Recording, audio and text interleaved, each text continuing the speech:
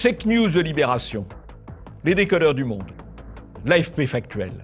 Ils sont des dizaines et des dizaines à défendre le politiquement correct au sein d'entités gavées d'argent public, de votre argent. Et nous, sur Immédiat, nous sommes une toute petite équipe pour démonter les mensonges du système. Nous avons besoin de vous. Aidez TV Liberté.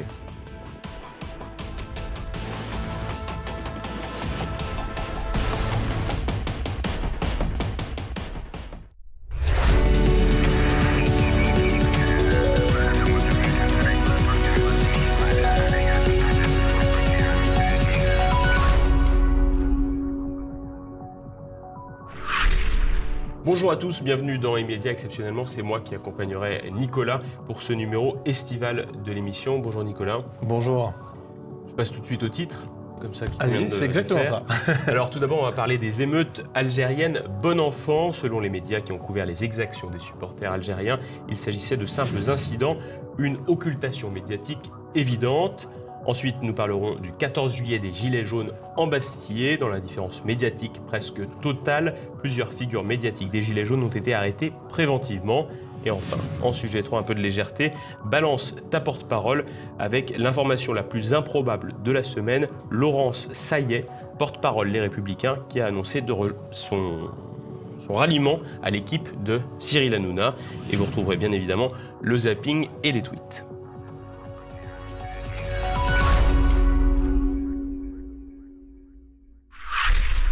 Et voilà, on commence avec les émeutes algériennes bon enfant. Après la qualification de l'Algérie pour la finale de la CAN, la Coupe d'Afrique des Nations, de nouvelles scènes d'émeutes ont été observées partout en France le 14 juillet. Ce n'est pas une première, ces scènes de chaos ont déjà eu lieu précédemment lors de matchs qui avaient lieu pendant la phase de poule, puis les premiers matchs de phase finale. Et alors, on a, pour commenter cela, un article du Parisien. Cannes 2019, la victoire de l'Algérie provoque des scènes de liesse et quelques heurts. Alors, dans le détail, scènes de joie en France, heurts sur les Champs-Élysées, les rassemblements étaient nombreux, des scènes de liesse, le mot qui est régulièrement utilisé, ont également été filmés à Nîmes, Lyon ou encore Bordeaux. À Paris, en revanche, des incidents ont rapidement éclaté sur les Champs-Élysées entre plusieurs centaines de supporters et les forces de l'ordre. Les deux camps se sont échangés projectiles et grenades lacrymogènes. À Paris donc, mais aussi dans le reste du territoire, pour la presse régionale ou locale, avec la victoire algérienne célébrée dans Lyon avec ferveur, ça c'est le titre, mais une fois qu'on dépasse le titre, on arrive au contenu qui n'est plus tout à fait dans le même ton, avec plusieurs incidents qui ont été révélés, rodéo de voitures, course-poursuite avec la police, le réseau TCL, c'est le réseau de transport du Lyonnais, a été perturbé à plusieurs reprises par des incivilités et des manifestations. Enfin, pour le Huffington Post, ceux qui étaient choqués de ces manifestations de liesse, entre guillemets, étaient tout bonnement d'extrême droite, Nicolas. Oui, alors ce qui est intéressant dans ces faits effectivement, qui précèdent ceux du 14 juillet, qu'on va évoquer par la suite, c'est bien qu'il y en a eu avant et que déjà, bien, il y avait une minoration médiatique forte. Donc on peut le noter avec par exemple le bobard par titrage du Progrès qui parle de liesse, de ferveur. Et puis quand on rentre dans le vif du sujet, on se rend compte qu'en fait ça a été une nuit ponctuée d'incivilités et d'incidents, ce qui en langage journalistique veut dire une chose, mais dans le réel ça veut dire tout simplement des actes de délinquance, de violence et d'émeutes. Et puis on a cet article du Parisien où on voit les deux camps se sont échangés projectiles et grenades lacrymogènes, comme si les deux camps étaient mis sur un pied d'égalité, donc ce qui est complètement hallucinant, puisqu'on a d'un côté les forces de l'ordre et de l'autre les émeutiers algériens, donc c'est, ou en tout cas qui se réclament de l'équipe nationale d'Algérie. Et donc on voit qu'il y a une minoration médiatique qui est quand même énorme. Et puis il y a aussi, déjà à l'époque, il y avait une dissimulation des vidéos compromettantes, on va dire, de certaines choses, de scènes de pillage, etc., qui étaient peu montrées, qui étaient montrées parfois, mais pas autant que sur les réseaux sociaux, qui jouent d'ailleurs là encore leur rôle de contre-pouvoir face aux médias. Et ça, c'est à saluer. Et puis il y a évidemment la diabolisation de ceux qui considèrent que ce n'est pas forcément quelque chose qui a sa place sur les Champs-Élysées ou ailleurs en France, c'est-à-dire des scènes de violence après un match de la Coupe d'Afrique des Nations. Donc on ne voit pas trop ce que ça va faire en France, même si malheureusement ça a lieu. Et donc ceux qui s'y opposaient étaient diabolisés, c'était forcément des gens d'extrême droite. Et en fait, ce qui est important de noter, c'est que c'est justement cette attitude des médias, cette minoration, une minoration qui n'a pas lieu dans certains autres sujets, hein, cette minoration-là, elle a permis finalement ce qui est arrivé ensuite le 14 juillet, puisque si les médias avaient condamné fermement, ou en tout cas participé à éclairer les faits comme il le convenait peut-être, en tout cas plus objectivement, eh bien peut-être que ça n'aurait pas eu lieu par la suite, le 14 juillet, ces autres scènes de violence qu'on va voir tout de suite. Il y aura d'autres scènes de violence pour la finale, mais la finale se déroulera après cette émission, mais on peut déjà mettre une petite pièce là-dessus. Je pense que là, on peut parier dessus, effectivement. Malheureusement. Alors, des violences de supporters algériens, donc on continue après la demi-finale remportée le soir du 14 juillet, mais là encore, les médias ont eu du mal à l'admettre, comme vous le disiez. On regarde ça tout de suite en vidéo. Tout se passe bien pour le moment, une ambiance bon enfant, on sent beaucoup de liesse du côté des supporters algériens. Alors certaines déclarations violentes de supporters algériens semblent également avoir échappé à la vigilance des médias. Nique la France, nique la France, nique la France, vive l'Algérie, ouais. Nous on est là et on restera là, que les gens le veuillent ou non. On est français, on est né en France, mais on reste africain, ma gueule, et on va rester. Marine, on est là, ma gueule. On a fait plus vite que les Allemands, on a pris Paris en 3 heures. Les Allemands, ils l'ont pris en 24 heures en 1940. Et nous, on est là, on n'a rien cassé, Marine. C'est pour toi, je t'aime, Marine Le Pen. Marion, t'es bonne. Oui, donc Olivier, on voit bien qu'il y a une occultation des médias de ces propos qu'on a vus, qui sont quand même assez violents, virulents en tout cas. Et on a la comparaison avec BFM qui parle d'ambiance bon enfant. En fait, ce qui est important, c'est de voir c'est que cette occultation, elle est doublement logique. Premièrement, elle met à mal, si on montre ces images-là, ces images, elles mettent à mal l'idée que les supporters algériens sont aussi pacifiques que les médias le disent.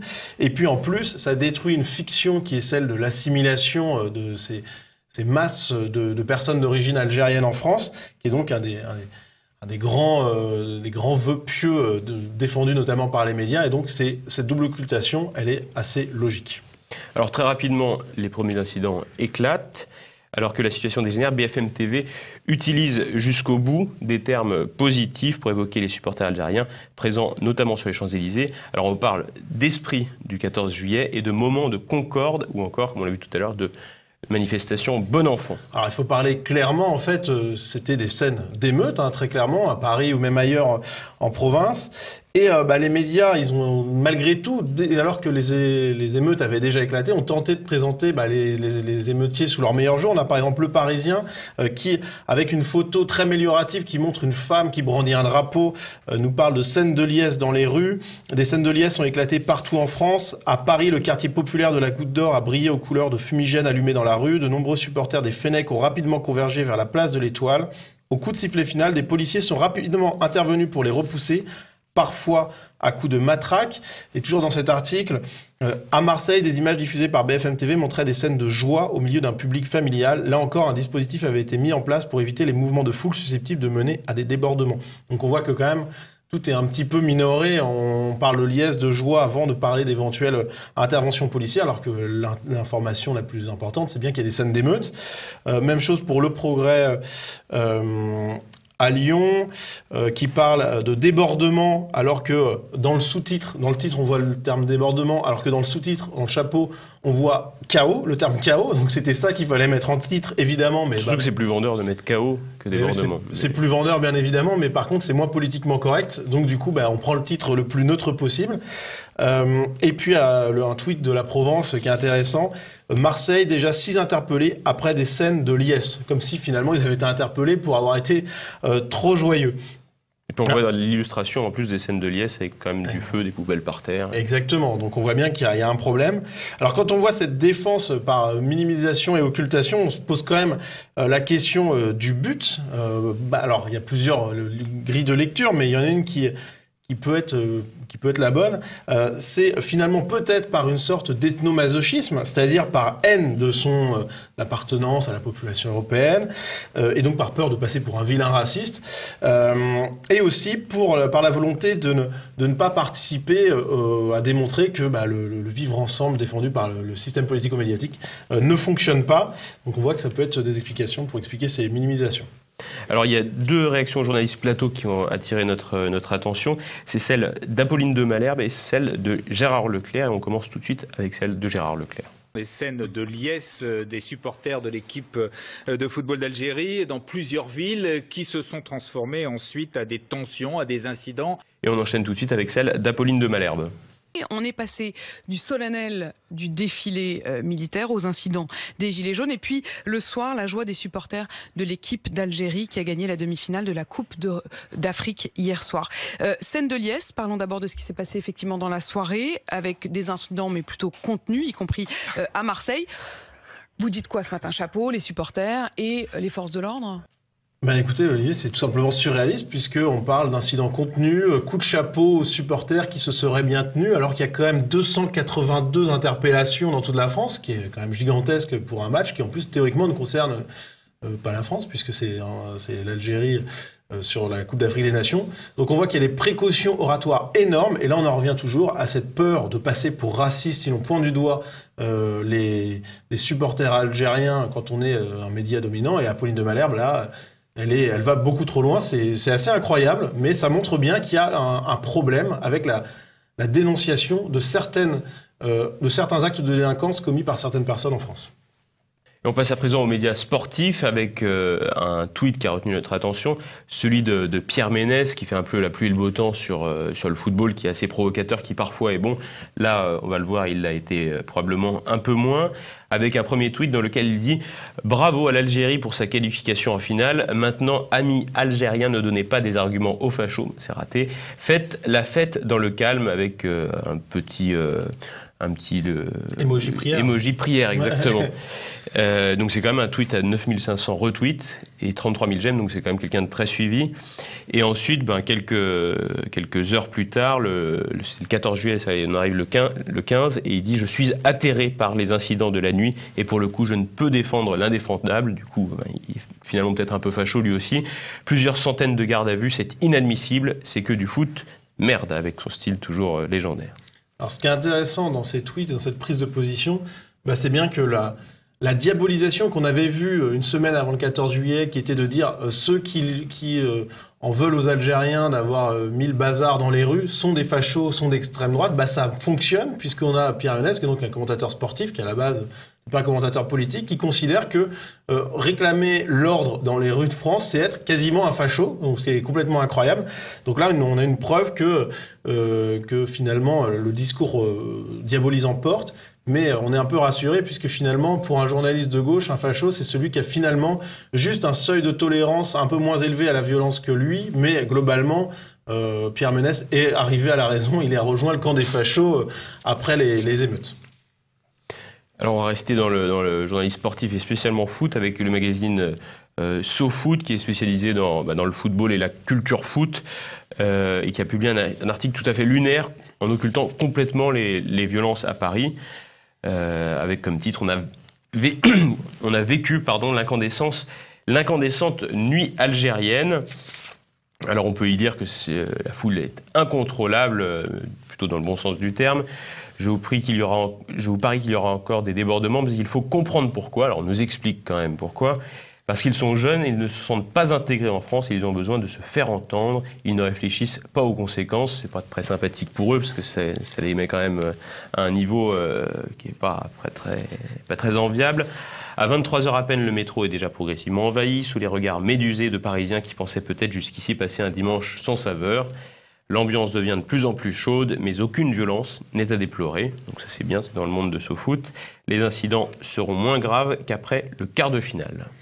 Alors déjà, SoFoot, qu'est-ce que c'est? C'est un site, mais aussi un hebdomadaire, enfin un magazine papier sur le football, avec un angle un peu décalé, qui n'est pas aussi sérieux que l'équipe, et qui a été créé par des anciens de l'ESSEC, je crois, donc d'une école de commerce, et qui a un angle politique très marqué pour ceux qui suivent à gauche. Ça se vérifie notamment depuis un an, où ça devient, pour ceux qui regardent régulièrement ce média, comme c'est mon cas et comme c'est le cas de beaucoup, ça devient complètement insupportable. Et ici, il réalise quand même un exploit incroyable, c'est-à-dire d'envoyer 3 reporters sur place et de ne pas voir les actes de violence et de voir au contraire une ferveur, l'incandescente nuit algérienne. Donc ça, c'est quand même extraordinaire. Et il y a aussi la justification, en interrogeant un Algérien, de la violence par le fait que les jeunes d'origine algérienne seraient victimisés, seraient victimes, et donc du coup, leur violence serait quasiment légitime. Donc on a un double mouvement qui est quand même inquiétant, surtout que SoFoot a une audience très forte chez les jeunes et même chez les trentenaires influents qui lisent ce magazine avec attention. On passe à présent au zapping.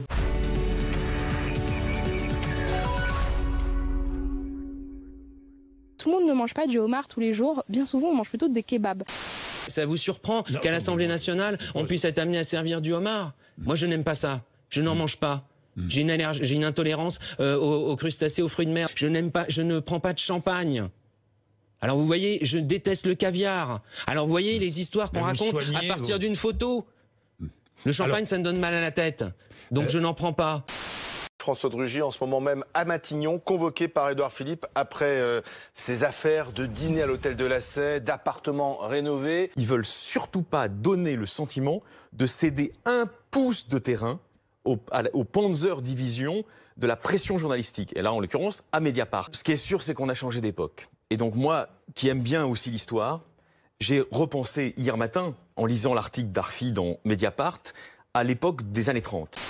Alors, est-ce que là, vous pouvez nous révéler les personnes qui sont, on le sait, d'anciens proches de Mme de Rugy, qui vous ont envoyé les photos des homards et des bouteilles, et nous dire qui à Europe Écologie Les Verts vous a envoyé les cotisations, pour que les lecteurs sachent que ça soit transparent?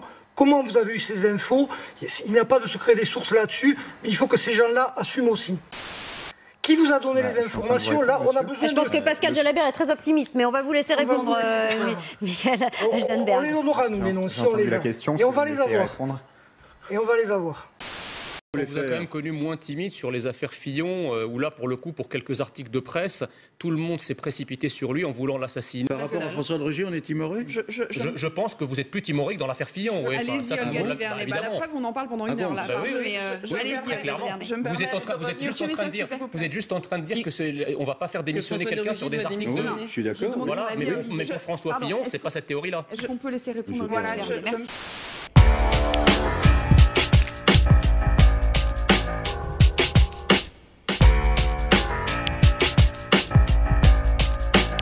C'est le fondement de l'homme, c'est très archaïque dans le rapport à l'autre, dans le rapport à soi, à l'hospitalité, à l'accueil qu'on peut avoir par rapport à l'étranger, par rapport à l'autre qu'on ne connaît pas, comment on l'accueille.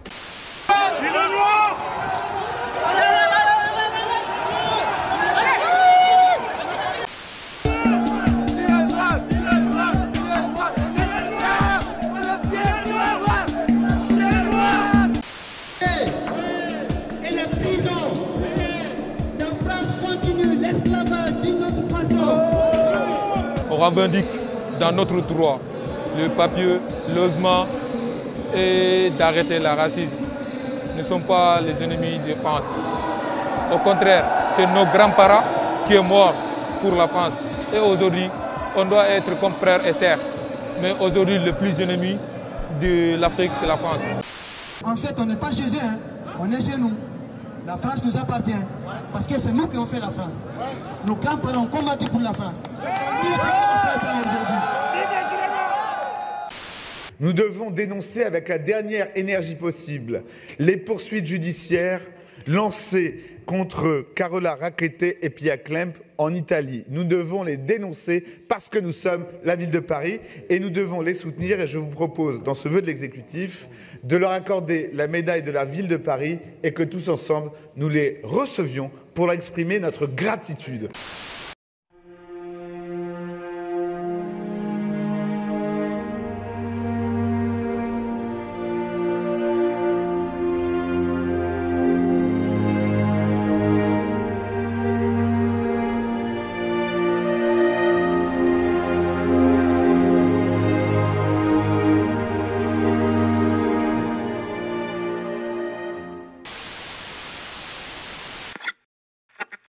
Alors, Olivier, les médias en font régulièrement leur gorge chaude. Il existerait en France un racisme systémique, un racisme d'État qui interdirait aux extra-européens, notamment les Africains, parce que généralement les Asiatiques réussissent mieux, ils sont un peu en dehors de ces questions-là, accéder à des hauts postes, par exemple. Je pense qu'on a un exemple parfait que ce racisme d'État, à mon avis, il n'est pas aussi puissant qu'on le dit, puisqu'on a Sibeth Ndiaye qui nous fait donc cette sortie sur le homard et le kebab, donc qui est quand même assez drôle, c'est assez extraordinaire.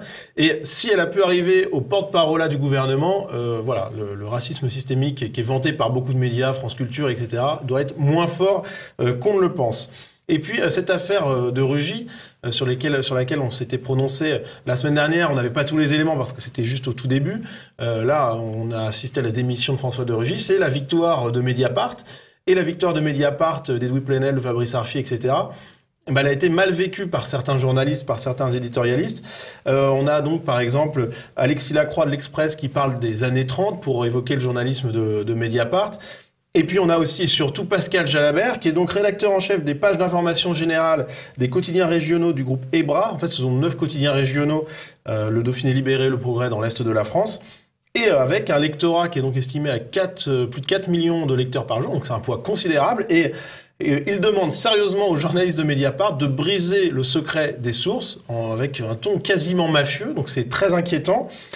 Et en fait, ce qu'on voit là-dedans, c'est que finalement, Macron n'est pas lâché par les médias. Il a toujours le soutien massif de certains journalistes et certains médias dominants. Donc ça, c'est pas de Mediapart en revanche.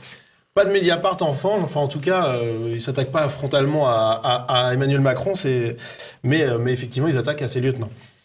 On a également France Culture qui nous sort une propagande homérique, c'est le cas de le dire, en faisant parler quelques extra-européens sur l'Iliade et l'Odyssée pour justifier l'immigration et l'accueil des migrants. Donc bon, sans se rendre compte que Ulysse veut rentrer chez lui. Et quand on voit cette vidéo, en fait, on a plus l'impression que c'est le cheval de Troie, justement. On montre quelques personnes qui sont des gens intelligents, des migrants intelligents, etc., pour justifier le reste, donc ceux qui se cachent à l'intérieur, qui sont un petit peu moins peut-être intéressant pour l'Europe. Et puis, une fois qu'on a vu ça, il y a la scène incroyable de l'invasion du Panthéon par les clandestins, bien épaulés par des militants européens.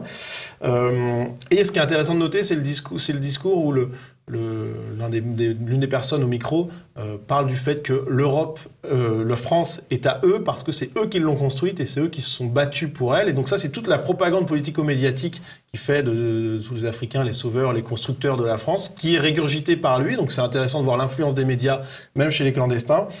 Et pour finir sur une note positive, il y a cette vidéo, cette bande-annonce d'une exposition organisée par l'Institut Iliade à Paris. Ça aura lieu du 20 au 25 septembre à la Galerie Espace 54. Et le thème nous permet de respirer un peu après le zapping. Renaissance, portraits et figures d'Europe. Je pense que ça permet de clore ce zapping un petit peu anxiogène sur une note positive.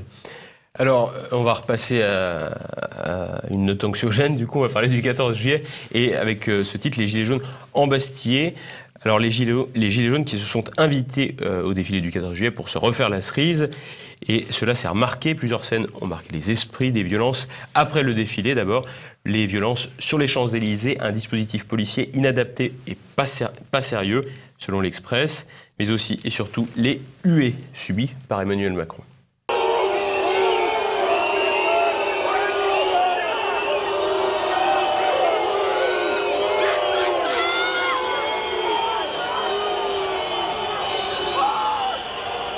Et à présent, la réaction du ministre de l'Intérieur, Christophe Castaner. Ceux qui ont voulu empêcher ce défilé devraient avoir un peu honte. Aujourd'hui, c'est un jour où la nation est réunie. Je pense que la nation, il faut la respecter.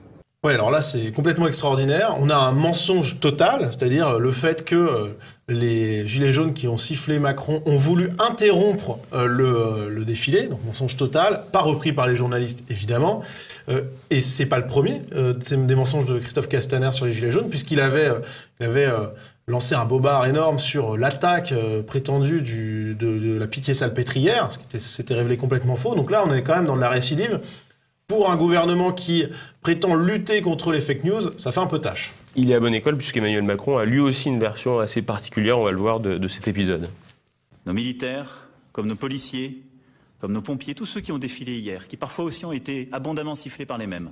Oui, donc là encore, c'est exactement la même chose. Emmanuel Macron prétend que les Gilets jaunes ne le visait pas lui, mais visait les militaires pour les siffler. Donc c'est complètement absurde.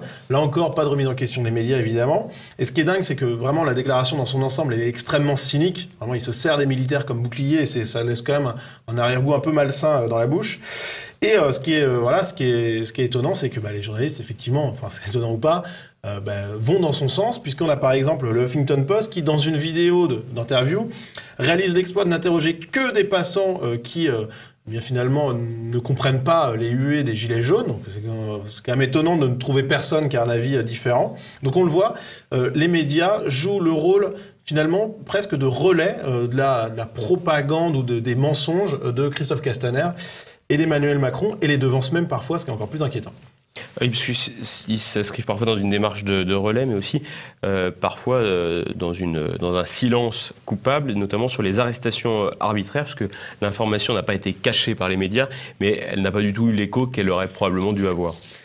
Oui, effectivement, Maxime Nicole, Éric Drouet et Jérôme Rodriguez, qui sont des figures médiatiques des Gilets jaunes, ont été arrêtés par la police. Et clairement, il n'y a pas eu autant de bruit médiatique qu'il y aurait dû en avoir, puisque déjà, de fait, ce sont des opposants politiques. On peut penser ce qu'on veut d'eux par ailleurs, de leurs idées, de leur qualité, etc. Mais ce sont des opposants politiques de premier ordre, on va dire, et qui sont quand même très suivis, etc., qui sont identifiés comme tels. Et ils ont donc été arrêtés en marge du défilé, alors même qu'ils n'avaient commis aucun acte répréhensible, même si Éric Drouet a été arrêté officiellement pour rébellion. Et là, les médias ont décidé de jouer profil bas là-dessus, sur des arrestations qui sont quand même très, très étranges.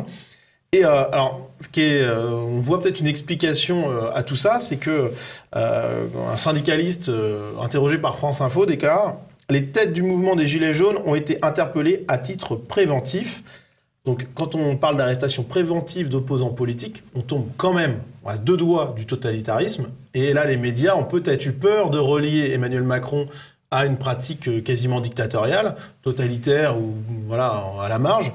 Et là, ceux qui sont si prompts à défendre les droits de l'homme, etc., ne le font pas. Et on ne peut s'empêcher de penser, si ça avait eu lieu en Hongrie, en Russie ou même aux États-Unis, je pense que les réactions médiatiques en France auraient été outrées contre les gouvernements qui procédaient à telles arrestations qu'on peut qualifier d'arbitraires ou de préventives, selon le terme, mais ça revient un petit peu au même finalement. Et on va finir avec un tweet qui va mettre tout le monde d'accord, ou en tout cas au moins nous deux. Oui, effectivement. C'est un tweet de Jérémy Triboc sur Twitter. Le 14 juillet est une farce où l'on voit les institutionnels de 2019 faire défiler l'armée pour rendre hommage aux émeutiers de 1789 tout en réprimant les foules en colère de 2019. Je crois que tout est dit. Tout est dit, du coup on va rester sur les tweets avec les tweets d'immédiat.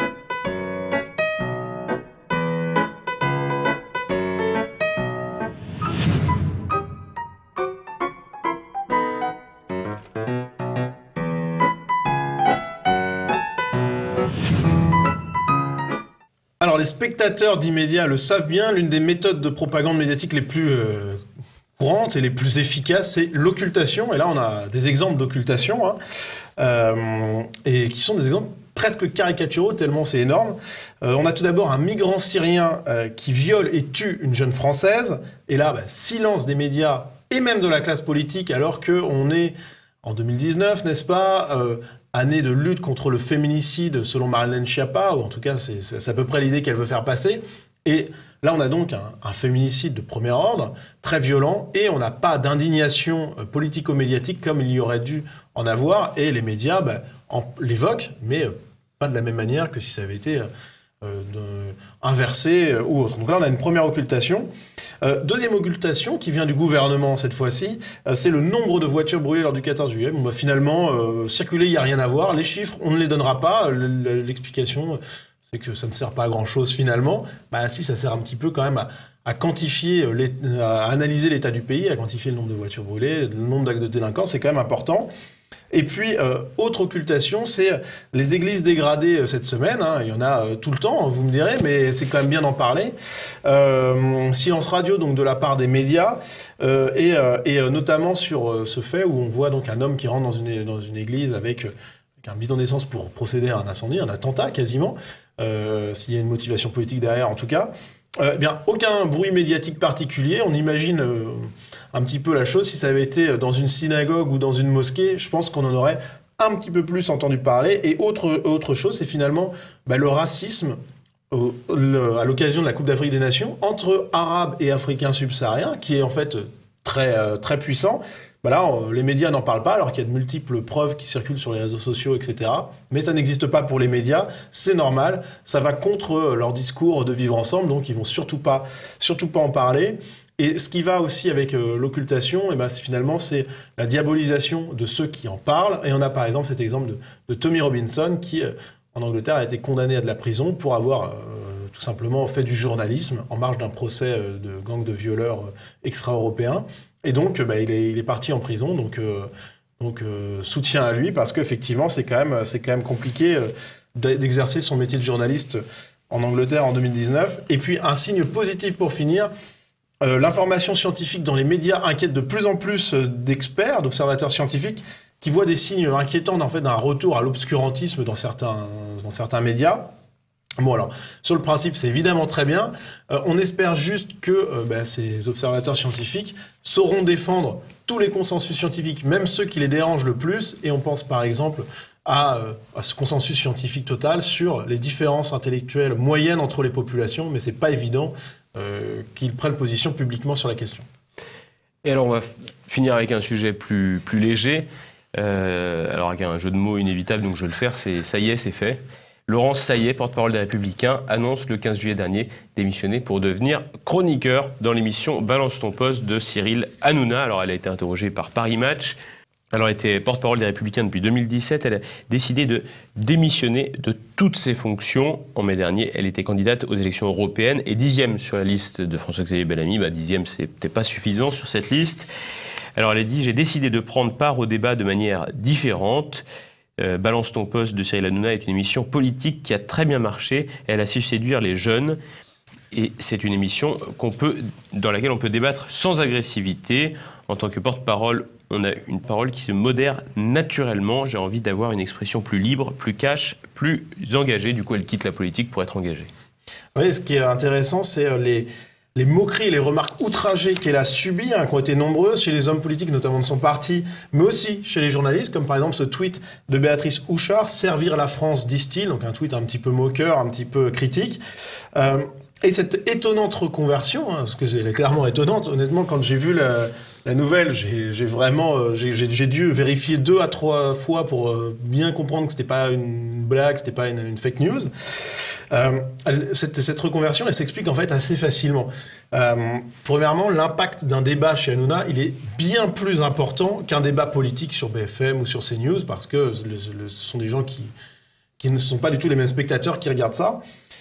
Et c'est finalement, d'ailleurs, les hommes politiques vont la critiquer en apparence, mais en fait, au fond, ils en rêvent tous d'être appelés par Hanouna pour animer, pour être chroniqueur sur l'émission, parce que Hanouna a une aura au sein du monde médiatique et du monde politique forcément. Et il y a de l'audience, tout simplement. Bon, alors là, Balance ton poste, c'est pas Touche pas à mon poste. Donc c'est une émission qui est plus politique. et qui fait un peu moins d'audience. Je crois qu'ils en sont à près de 350 000 personnes sur les derniers chiffres d'audience, donc c'est pas énorme, c'est pas une grosse part de marché, mais c'est quand même important. Et d'ailleurs, David Degouille, qui est journaliste chez Causeur, était interviewé dans le Figaro Vox et il déclarait « Du temps de Chavannes, ceux qui chroniquaient dans les émissions de divertissement étaient vus avec dédain.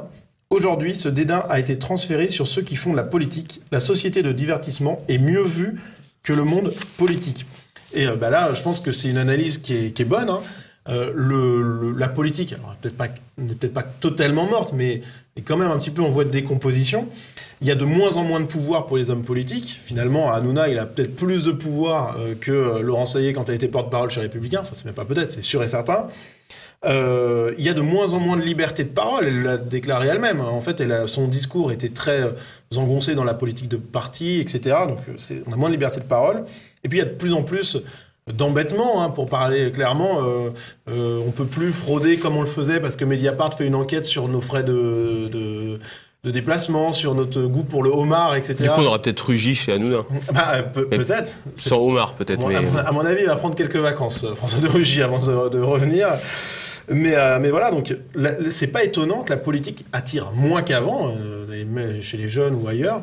Donc le monde des médias, qui est par contre resté le même en termes d'influence, voire même plus, puisque le monde du divertissement a de plus en plus de poids politique, puisqu'il parle à plus de personnes qu'un homme politique, c'est pas étonnant que les personnes qui sont avides de pouvoir, et les hommes politiques en sont, finalement franchissent le pas et franchissent le Rubicon et se rendent chez Hanouna pour être chroniqueur. Finalement, c'est assez logique. Et je le répète, il y a énormément d'hommes politiques ou d'observateurs qui la critiquent ou qui la moquent, mais si on leur faisait la proposition, ils auraient la même réaction, ils iraient chez Hanouna également. Voilà, c'est clair et net. Est-ce qu'on va retrouver Jean-Yves bientôt, ou est-ce que lui aussi est parti chez Hanouna? Alors, il n'est pas parti chez Hanouna, mais je ne sais pas si on lui proposait s'il accepterait. Mais en tout cas, on le retrouve très vite, puisqu'on le retrouve la semaine prochaine, tout simplement. Parfait, alors rendez-vous la semaine prochaine pour votre immédiat avec Jean-Yves et Nicolas.